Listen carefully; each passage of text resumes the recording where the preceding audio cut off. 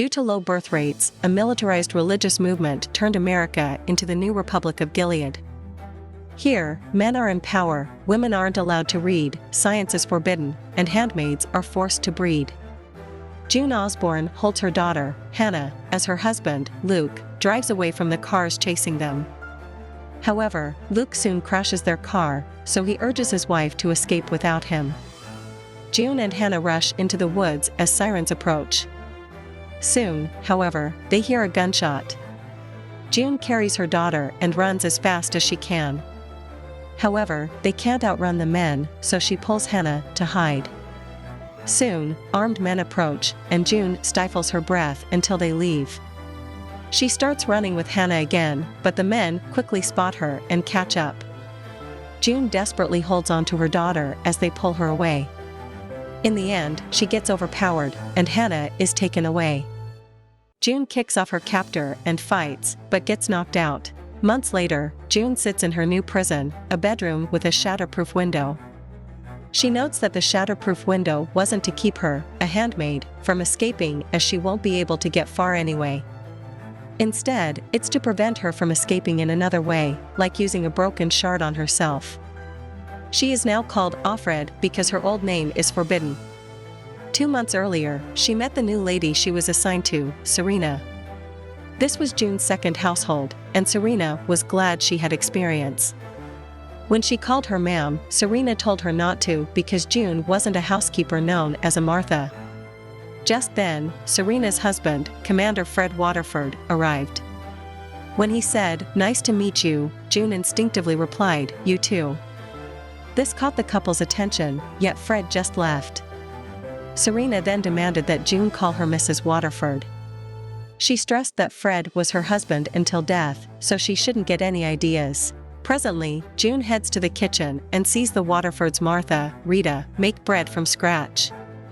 She then overhears Serena reminding her husband to return early tonight, and Fred assures her that they'll be rewarded for their faith. As June walks to the gate to shop, the commander's driver, Nick, asks her not to buy tuna because he doesn't like it. Only Nick talks to her casually in the household, making her wonder if he's also lonely or if he's undercover for the military group called the Eyes. Outside, another handmaid, Ofglin, waits for her since they're required to go in twos for their protection and companionship. However, June knows that they're meant to be each other's spies. Careful of what they say, they talk about the weather and the ongoing war. They pass by a school, and June can't help but check each girl's face for Hannah. At the market, another handmaid, Off Samuel, shares that they finally have oranges, so their fight in Florida must be going well. Ofglin notes that Serena likes oranges, so June should get some. However, she doesn't have tokens for oranges, so Off Samuel advises her to use the commander's name since he's an influential figure who's been in the news. Everyone pauses, and Off Samuel realizes what she said, so she stresses that she didn't read the news. While the others happily take oranges, June looks at the fruits in disdain, noting that what she needs is a machine gun. On the way home, they see the bodies of a Catholic priest, a doctor who removed a fetus from the mother, and a gender traitor. This reminds June of when they were indoctrinated with the new Gilead laws at the Red Center. There, Aunt Lydia stressed that the previous society poisoned their world, so God created infertility. For decades, birth rates fell, yet society created more ways to prevent conceptions for fun. Upon arriving there, June saw that her friend, Moira, was also captured and assigned as a handmaid. Lydia noted that the handmaids were special because God left them intact for a biblical purpose. Like how Bilhah served Rachel in the book of Genesis, the handmaids would bear children for the leaders of the faithful and their wives. This made one woman, Janine, laugh. As punishment, the aunt electrocuted her and had her taken away. Lydia told them that ordinary was what they were used to, so soon, this would be ordinary. The thought horrified June. That evening, as the handmaids slept, Moira assured June that this would end and they'll find Hannah.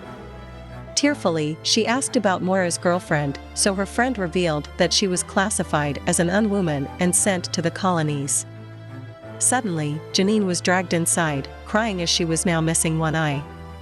Moira commented that they're breeding stock now, so they don't need eyes.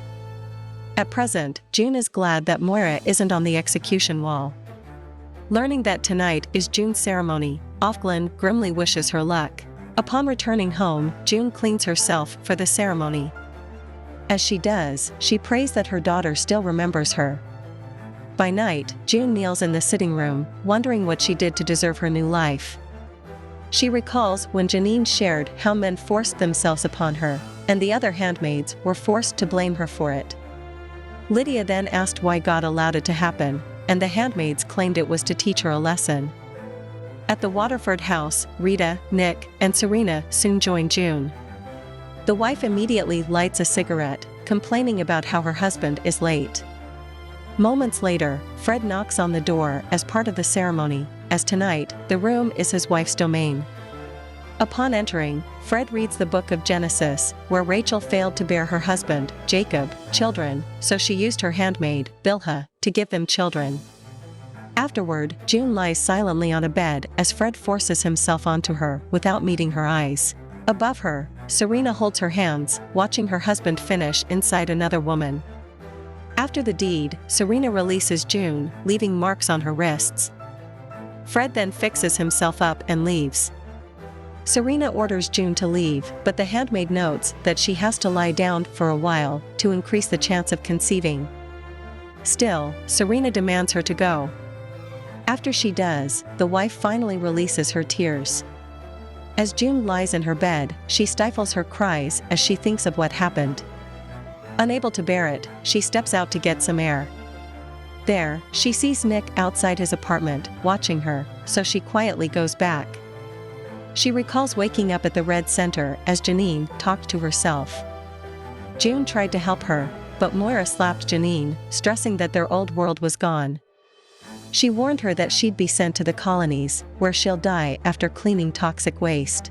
The next day at the Waterford house, June watches Nick, wondering why the eyes haven't come even though he saw her exit the house last night. She then hears 3 church bells, meaning there's a salvaging today. Later, the handmaids gather at a clearing while armed men surround them. During this, June sees one of her friends from the Red Center, Alma, who's now called Offerbert. Neither of them has heard from Moira, making them worry. Overhearing them, Janine, who's now pregnant and named off Warren, shares that Moira tried to escape, so they sent her to the colonies, where she's probably dead already. This sends June into a spiral, though she pushes it down as the salvaging begins. On the stage, Lydia presents a man who forced himself on a woman. Grief turns to anger in June's eyes as Lydia claims that she protects the women from the ugly world. She then reveals that the man attacked a pregnant handmaid, causing her to miscarry. With that, the handmaids surround the man. Lydia reminds them that when she blows the whistle, the handmaids are free to do what they want to the man. The women then approach, and when Lydia blows the whistle, June is the first to strike the man down.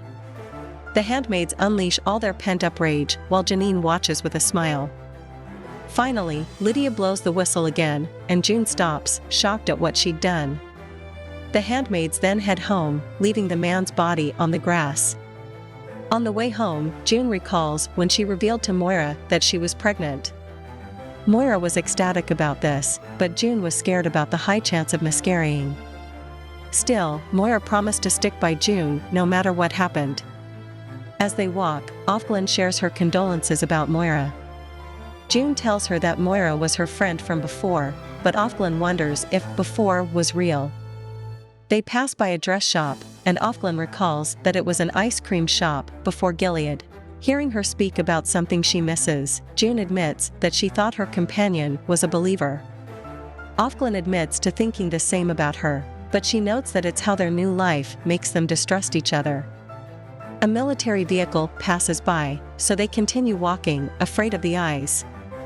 When they reach a quiet area, Ofglin reveals that she had a wife and a son who fortunately escaped.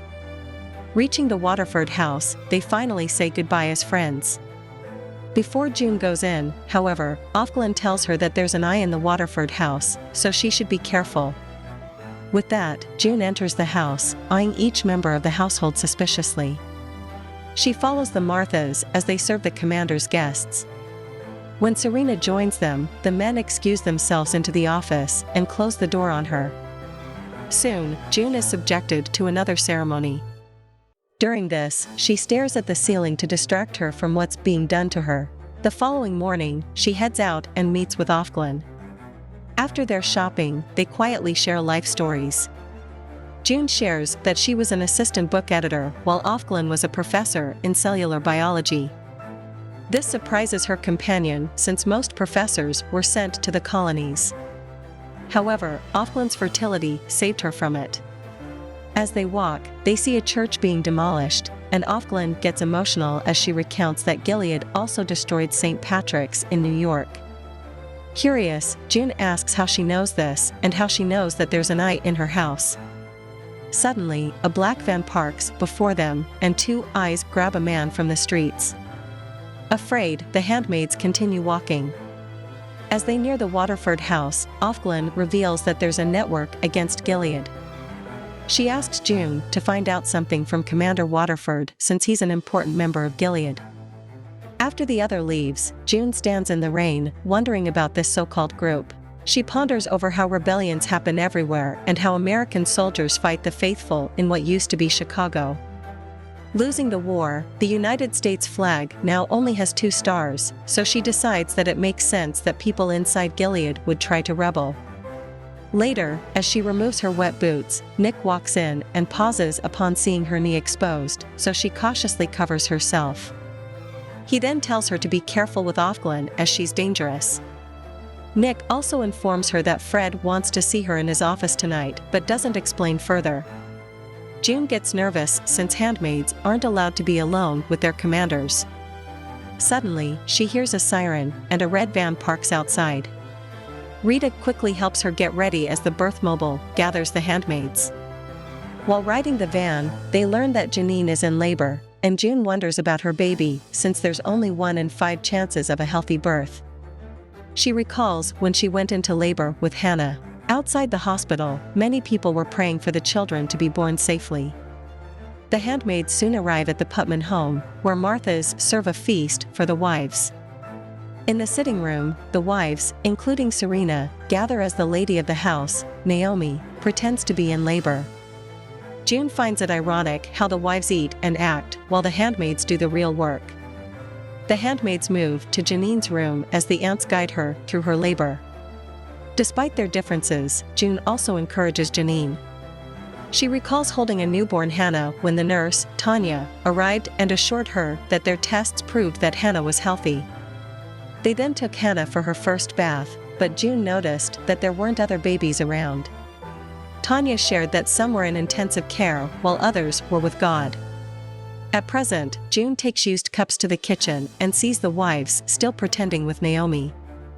Ofglin joins her, and June discreetly tells her that the commander wants to see her alone. This also scares Ofglin, so she plots to ask around if Fred did this with his previous handmaid. Afterward, Serena calls June to join her and a few of the wives in the dining room. They ask about Janine's labor, so she tells them that Janine's progress is slow. The wives sigh in exasperation. One offers June a cookie, but the other reminds her that sugar is bad for the handmaids. Still, the lady insists, and Serena hands her one. June takes a shaky bite of the cookie, and Serena dismisses her. As the handmaid walks away, one of the wives calls her disgraceful, but Serena insists that they can't be picky with their handmaids. June hurries to the bathroom and spits out the cookie, refusing to take pleasure in anything they give her. Later, the baby starts crowning, so the handmaids set Janine on a chair while Naomi sits above her, also moaning as if she's the one in labor. Finally, the baby is out, and everyone grows silent as they wait for the baby's condition. The baby cries, and Lydia declares that she's healthy, so everyone is delighted. The exhausted Janine watches as the aunts cut the umbilical cord while Naomi settles on the bed. Lydia then hands her daughter to Naomi, who names the baby Angela. Janine weeps as she can't even hold her daughter, so the handmaids gather around and embrace her. Shortly after giving birth, June woke up and found Hannah's crib empty. She checked outside and saw her husband returning from the vending machines, and the baby wasn't with him. Suddenly, an alarm blared, so Luke followed nurses who ran down a hallway. June hobbled to follow and saw Luke sprinting after a woman while Tanya was dead on the floor. She then spotted a woman carrying Hannah. The woman called Hannah her baby just as Luke returned from the other end of the hallway.